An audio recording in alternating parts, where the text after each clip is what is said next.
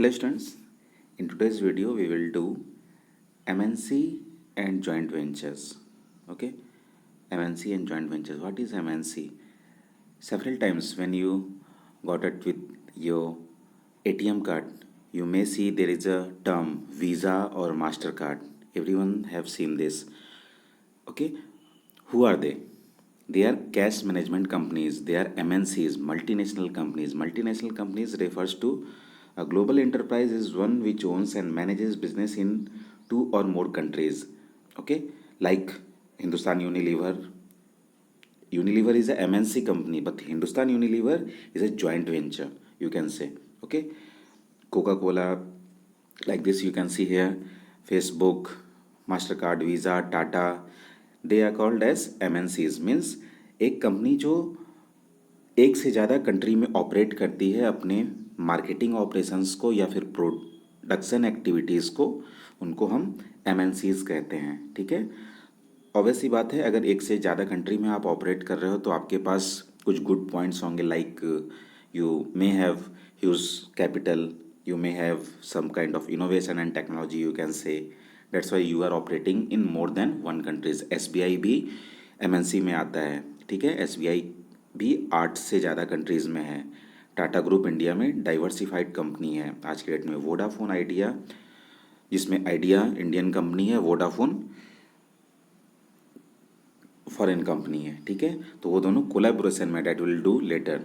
तो MNC मतलब एक कंपनी जो एक से ज़्यादा देश में ऑपरेट करते हैं, उनको हम MNC कहते हैं. ठीक है, लाइक फ्लिपकार्ट भी बांग्लादेश में बहुत जगह चलता है, तो वो MNC हम बोल सकते हैं. Procter and Gamble for general household items, you may have seen PNG. Procter and Gamble ये एक बहुत बड़ा ब्रांड है. ठीक है, एक कंपनी है जिसके अंदर बहुत सारा ब्रांड है.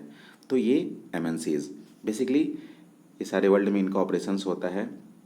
Global enterprises are huge industrial organizations which extend their industrial and marketing operations. ये आपको याद रखना है. Through a network of their branches in several countries. अलग अलग कंट्रीज़ में इनका इंडस्ट्रियल मार्केटिंग ऑपरेशंस चलता है. ठीक है, ये ज़रूरी नहीं है कि दूसरे एक कंट्री में उनका यूनिट हो, बट वो वहाँ मार्केटिंग ऑपरेशंस मतलब सामान बस बेचते हैं. क्या हो सकता है, जैसे हार्ली डेविडसन इंडिया में प्रोड्यूस, उनका प्रोडक्शन यूनिट था, अभी कुछ दिन पहले वो चीज़ों को शिफ्ट कर रहे हैं, सेल आउट नहीं हो पा रहा है, तो हार्ली डेविडसन इंडिया से मूव कर रहा है. तो वो बस मार्केटिंग ऑपरेशंस करेगा. इससे पहले वो इंडस्ट्रियल भी कर रहा था, अब बस मार्केटिंग ऑपरेशंस करेगा. ठीक है, और उनके बाइक्स को इंडिया में हीरो मोटोकॉर्प कंपनी देखने वाली है. उनके मार्केटिंग ऑपरेशंस को मतलब खरीदना, बेचना, सर्विसिंग, वो यहाँ प्रोडक्शन नहीं करेंगे. अभी कुछ दिन पहले तक बिफोर लॉकडाउन रेवाड़ी, हरियाणा और चेन्नई में हार्ली डेविडसन का प्लांट था, मतलब वो इंडस्ट्रियल ऑपरेशंस भी उनका था और मार्केटिंग भी था. अब इंडस्ट्रियल नहीं होगा, बस marketing operations. Okay, so these enterprise operate in several areas producing multiple products with their business strategy extending over a number of countries. Business strategy एक अलग टर्म है. ये क्या होता है बिजनेस स्ट्रेटजी? हर एक कंट्री में कुछ अलग लॉज होते हैं, उनका कुछ अलग कल्चरल एस्पेक्ट होता है. ठीक है, डेमोग्राफिक लॉ के डिफ्रेंसिएशन होता है. तो हर एक MNC सिंगल एक स्ट्रेटजी से, मतलब एक प्लान से सारे कंट्रीज़ में ऑपरेट नहीं करती है, तो उनके पास वेरियस बिजनेस स्ट्रेटजीज होता है. ठीक है, मीन्स अलग अलग प्लान होता है उनके पास अलग अलग कंट्रीज़ में ऑपरेट करने के लिए. सिंस अलग लॉ है, ठीक है, अलग वर्क कल्चर है, बहुत सारी चीज़ें अलग होती है. जब एक कंट्री डिफर होता है, इकोनॉमिक बाउंड्री चेंज होती है, ठीक है, तो उनके पास वेरियस बिजनेस स्ट्रेटजी होती है, उससे वो आराम से अपने आप को ऑपरेट करते हैं. ठीक है, now features. Huge capital resources, it's obvious point. MNC है मतलब एक से ज़्यादा कंट्री में आप ऑपरेट कर रहे हो, आप डाइवर्सिफाइड हो, तभी आप डाइवर्सिफाई कर पाए हो जब आपके पास उतना पैसा होता है. ठीक है, this enterprises are characterise by possessing huge financial resources. उनके पास पैसा बहुत होता है, तो ये पहला फीचर है. ठीक है, किसी भी MNC के पास आज के डेट में अगर आप वॉलमार्ट को ले लो या फिर सैमसंग, उनके पास पैसा है तभी वो दूसरी कंट्री में ऑपरेट कर रहे हैं, दूसरी कंट्री में जाकर. ठीक है, तो ये पहला उनका, they enjoy credibility in the capital market. उनके पास पैसा बहुत होता है किसी भी MNC के पास. ठीक है, foreign collaboration means jointly handled. Global enterprises usually enter into agreements with Indian companies to the sale of technology. Like uh, there is a brand JBL, sound accessories, audio accessories. It contains okay speakers. In India, it has been marketed by Harman Electronics. Kolkata की company है, ठीक है, Harman electronics. तो इन चीज़ों को देखना है। Foreign collaboration हुआ है, एमएनसी है, जेबीएल हमारे यहाँ भी प्रोडक्ट को बेच रहा है, बट किसके थ्रू बेच रहा है? Through Harman electronics. तो फॉरेन कोलैबोरेशन हमारे पास होता है। ये कोलैबोरेशन प्राइवेट भी हो सकता है और पब्लिक भी हो सकता है। Is it? Next, advance technology. Obvious सी बात है, एमएनसी है। अगर आप एक से ज़्यादा कंट्रीज़ में ऑपरेट कर रहे हैं, आपके पास कुछ यूएसपी है, unique selling preposition due to technology. बिना आपके, अगर आपके पास अपडेटेड टेक्नोलॉजी नहीं है, आप एमएनसी नहीं बन सकते हो। Reason, there is a developed country, there is a developing countries, so accordingly we have to be in a advance technology aspect. Okay, these enterprises possess technological superiorities. इनके पास technology होता है तभी ये दूसरी कंट्री में जाके अपने सामान को बेच पाते हैं। Like Samsung, like MI. Okay, इनके पास स्टैंडर्ड क्वालिटी और स्पेसिफिकेशंस होता है। मतलब हर एक कंट्री का अपना एक स्टैंडर्ड होता है, ठीक है। चीज़ों को ऑप्ट करने का, प्रोडक्ट का अपना एक स्टैंडर्ड होता है। लाइक स्टैंडर्ड बांग्लादेश में अलग है, इंडिया में अलग है, यूएस में अलग है, ब्रिटेन में अलग है, ठीक है। तो इनके पास इंटरनेशनल स्टैंडर्ड का ये प्रोडक्ट बनाते हैं, क्वालिटी। इसके कारण से ये हर एक जगह सर्वाइव कर जाते हैं विथ एडवांस्ड टेक्नोलॉजी। तो एमएनसी में जब भी हम एमएनसी की बात करेंगे तो एडवांस टेक्नोलॉजी हमारे पास होगा ही। ओके, लाइक बजाज ऑटो आज के डेट में एडवांस टेक्नोलॉजी के कारण ही अपने बाइक को दूसरे देशों में बेच पा रहा है। कुछ दिन पहले तक, 10 साल पहले तक बजाज ऑटो ये जो कंपनी है, ठीक है, बहुत ज़्यादा प्रॉफिटेबल नहीं थी। 15 साल पहले, 20 साल पहले इनका एक पर्टिकुलर ब्रांड पल्सर, ठीक है, ये इन्होंने इंटरनेशनल स्टैंडर्ड का बनाया और आज के डेट में ये बजाज ऑटो एमएनसी के अंदर आता है, ठीक है।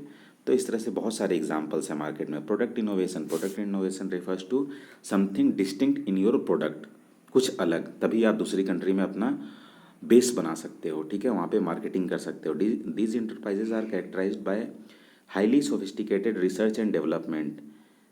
ये एक बहुत अच्छा पॉइंट है। कोई भी एक एमएनसी सक्सेस तभी होता है जब उसके पास रिसर्च और डेवलपमेंट में वो बहुत ज़्यादा पैसा खर्च करता है, ठीक है। Tata group, land rover Jaguar उसने एक्वायर किया, ठीक है, प्रोडक्ट इनोवेशन के कारण। उनके पास प्रोडक्ट, बहुत लोग एक नोशन था कि टाटा मोटर्स के पास जो कमर्शियल व्हीकल पैसेंजर कार है टाटा इंडिका, तो वो एक ही ब्रांड को सस्टेन करते हैं, Tata Indica, Indica Vista, Indica Gold, Sumo Gold, ठीक है। बट जब से उनके पास लैंड रोवर जगुआर का जो कोलैबोरेशन आया है, ठीक है, उनके पास प्रोडक्ट इनोवेशन इंटरनेशनल स्टैंडर्ड का आ चुका है, ठीक है। In result you can see there is Harrier, okay, Tata Nexa, Nexon. तो ये चीज़ें एमएनसी को इससे फ़ायदा होता है, ठीक है। Marketing strategies, as I have said, when you are let down in various countries, you have to face various laws, restrictions, values। जैसे जैसे कंट्री अलग होता है, हमारे चीज़ बहुत सारी चीज़ें चेंज होती है, तो हमारे पास अलग अलग मार्केटिंग स्ट्रेटेजी होनी चाहिए।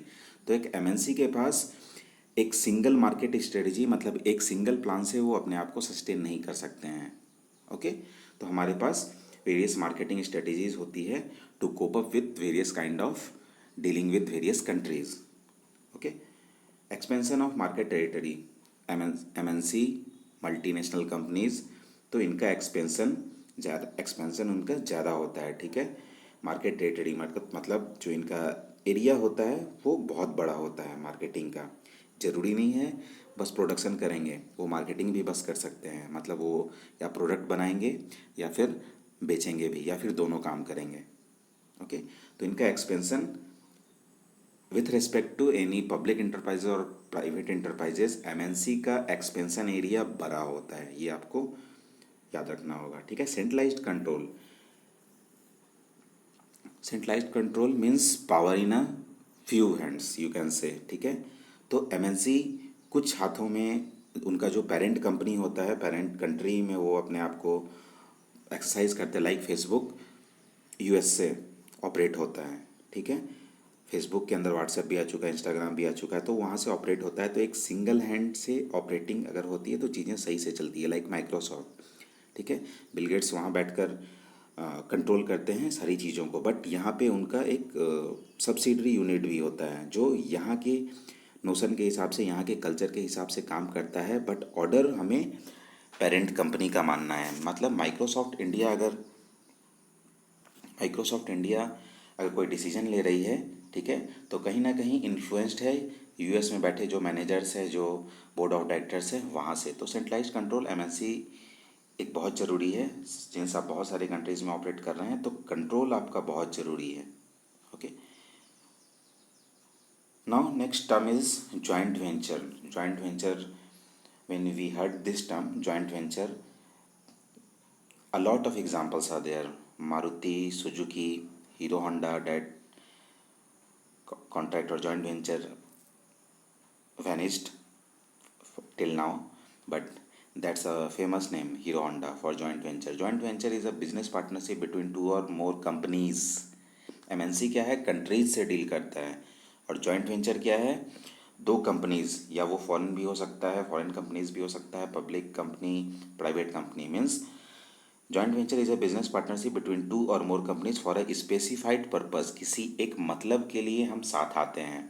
फॉर एग्जाम्पल हीरो होंडा साथ क्यों आए, तो हीरो के पास इंडियन मार्केट था, होंडा के पास इंजन इफिशियंसी, ठीक है, टू स्ट्रोक इंजन का उनके पास इफिशियंसी था। हीरो के पास ये साइकिल बनाते थे इंडिया में, ठीक है, आफ्टर इंडिपेंडेंस। मोटरसाइकिल बनाने में होंडा से इनको हेल्प मिला with respect to technology, for means for a specified purpose. किसी एक कारण से दो कंपनी एक साथ आते हैं, उनको हम बोलते हैं जॉइंट वेंचर्स, ठीक है। मारुति सुजुकी, मारुति के पास भी इंडियन मार्केट था, बट इनके पास टेक्नोलॉजी नहीं थी जो सुजुकी के पास थी, जापानीज कंपनी, ठीक है।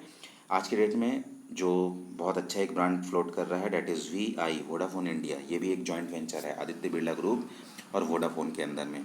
वोडाफोन भी इस्टेब्लिश हुआ है, हच टेलीकॉम कंपनी थी, उसको कन्वर्ट करके ये चीज़ें की गई है वोडाफोन और आइडिया, और ये इंडिया में ऑपरेट कर रहा है। मतलब जॉइंट वेंचर दो या दो से ज़्यादा कंपनीज एक साथ जब आती है किसी एक पर्पस के कारण, उसको हम जॉइंट वेंचर बोलते हैं, ठीक है। ये रीज़न कुछ भी हो सकता है। सपोज वोडाफोन इंडिया में बिजनेस करना चाहती है, बट यहाँ पे टेलीकॉम इंडस्ट्री में अभी तो 100% FDI है, मतलब फॉरेन डायरेक्ट इन्वेस्टमेंट, आप पूरा का पूरा पैसा लगा सकते हैं। FDI कंसर्न, अगर किसी सेक्टर में 100% FDI है, मतलब फॉरेन कंपनीज यहाँ आके बिजनेस कर सकती है। अगर किसी एक सेक्टर में FDI का लिमिट 50% है या 40% है, मतलब वो 50% ही पैसा लगा सकते हैं, बाकी 50 रुपया कोई एक इंडियन कंपनी का आपको लगाना होगा, ठीक है। सो in that aspect, joint venture, you can say, in this kind of a joint venture two or more companies agree to share capital. वो अपना पैसा शेयर करते हैं, मतलब थोड़ा पैसा आप भी लगाओ, थोड़ा पैसा हम भी लगाएंगे। Share technology, share human resources, Indian managers भी होंगे, फॉरेन मैनेजर्स भी होंगे। Risk and rewards in the formation of a new entity. Joint venture में ज़रूरी नहीं है कि एक न्यू नाम सामने आए, ठीक है। Joint venture basically you can say see, as you can see here, equity based और कॉन्ट्रेक्चुअल। जॉइंट वेंचर अगर कॉन्ट्रेक्चुअल है, मतलब कुछ समय के लिए है बस कॉन्ट्रैक्ट में, तो यहाँ नाम, एक नया नाम नहीं आता है। अगर इक्विटी बेस्ड जॉइंट वेंचर है, किसी भी तरह से दो कंपनी आपस में आ सकते हैं, पार्टनरशिप में आ सकते हैं, लिमिटेड लाइबिलिटी पार्टनरशिप, वो एक कंपनी फॉर्म में भी आ सकते हैं। तो ये जो हमारा सेगमेंट है, इस जगह पर हमें एक नया नाम मिलता है जॉइंट वेंचर का। Like Maruti Suzuki, VI, Vodafone India, पहले वोडाफोन अलग था, आइडिया अलग था, तो वोडाफोन, आइडिया, VI, ओके। तो इक्विटी बेस्ड जॉइंट वेंचर में नया नाम सामने आता है या एक साथ दोनों नाम आ जाता है, बट कॉन्ट्रेक्चुअल जॉइंट वेंचर में ऐसा कुछ भी नहीं होता है, इसमें नया नाम एग्जिस्टेंस में नहीं आता है। For example contractual joint venture कैसे हो सकता है।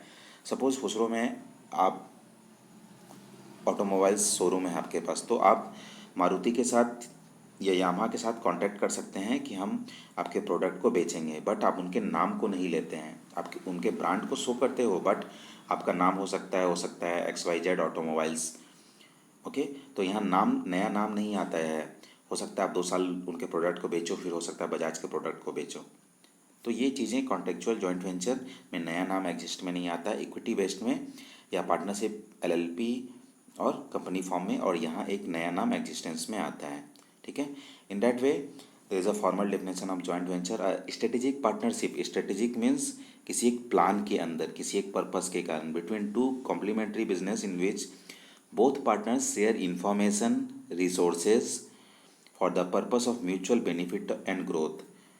For example Vodafone India Idea, ठीक है, ये इनको भी ग्रो करना था, इनको भी ग्रो करना था। ये जॉइंट वेंचर में क्यों आए? इनको compete करना था विथ जियो। ठीक है, तो इनके पास आइडिया के पास भी कस्टमर बेस था, वोडाफोन के पास भी कस्टमर बेस था। अब ये दोनों मिल गए हैं तो ये थर्ड लार्जेस्ट टेलीकॉम कंपनीज हैं।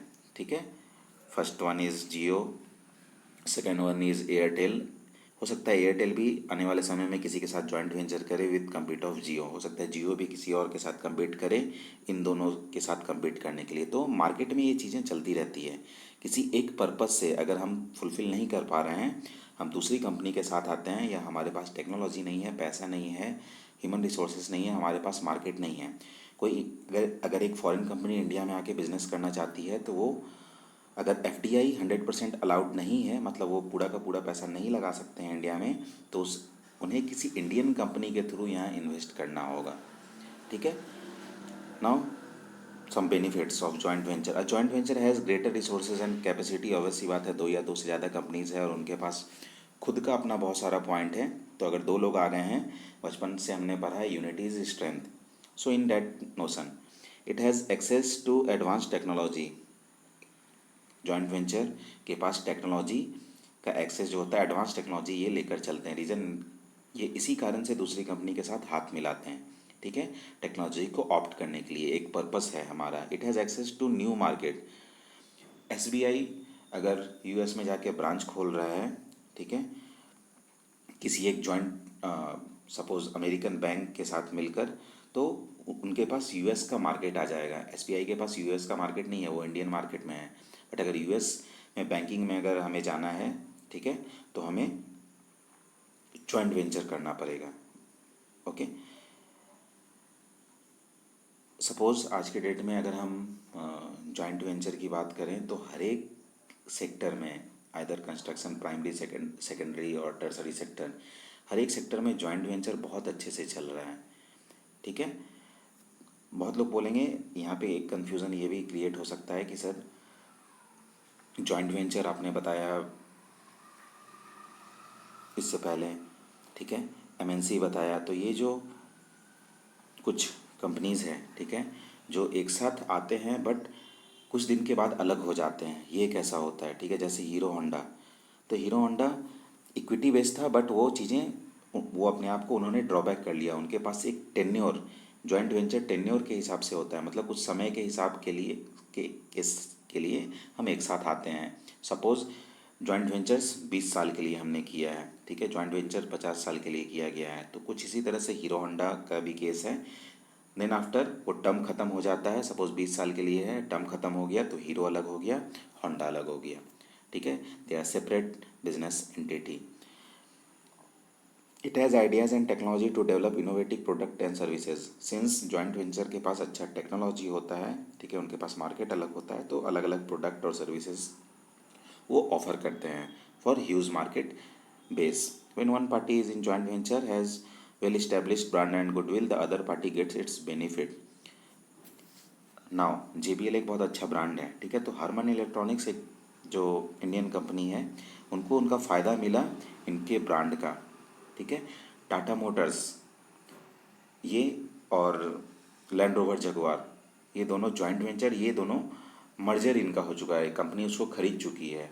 जॉइंट वेंचर में कभी भी ऐसा नहीं होता है कि एक कंपनी दूसरे कंपनी को खरीद लेती है। अगर एक कंपनी दूसरे कंपनी को खरीद ले रही है तो वो मर्जर है, एक्विजिशन उसको हम बोलते हैं। वो एक नया एस्पेक्ट है बिजनेस का, मतलब आपने उस कंपनी को टेक ओवर कर लिया है। बट जॉइंट वेंचर में दोनों कंपनी का नाम शो होता है, जैसे वोडाफोन और आइडिया दोनों शो हो रहा है। अगर वोडाफोन ने आइडिया को खरीद लिया होता तो मे बी कंपनी बस वोडाफोन के नाम से चल रही होती। सो इन डैट वे अब जॉइंट वेंचर का इंडिया में जैसे कंपनी लॉ है, पार्टनरशिप लॉ है, तो जॉइंट वेंचर के लिए अलग से कुछ लॉ नहीं है इंडिया में। बट जॉइंट वेंचर को इंडिया में ऑब्जर्विंग बॉडी जो इंडिया में है, ठीक है, जॉइंट वेंचर के लिए दे आर फॉलोइंग, आरबीआई इनको ऑब्जर्व करता है जॉइंट वेंचर को।